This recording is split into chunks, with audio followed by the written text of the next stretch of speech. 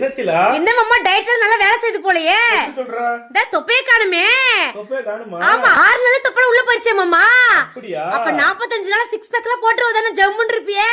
இங்க பாரு ஓவராலா சொல்ல 6 பேக் போடணும்னா அதுக்கான ஒர்க் அவுட்லாம் இருக்கு. அது வெறித்தனமா பண்ணா மட்டும் தான் 6 பேக் வரும்.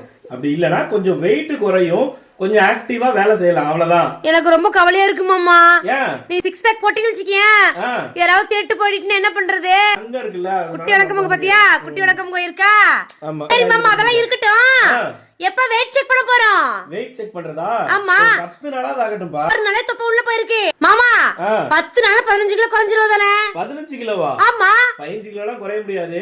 வெயிட் குறைக்கிறது எதுக்காக தெரியுமா? ஒரு வேலையை செய்யும்போது சோம்பரம் இல்லாம இருக்கிறதுக்கு, கொஞ்சம் ஃபிட்டா இருந்தா ஆக்டிவா ஒர்க் பண்ணலாம். அதுக்காக தான் வெயிட்ட குறைக்கிறோம்.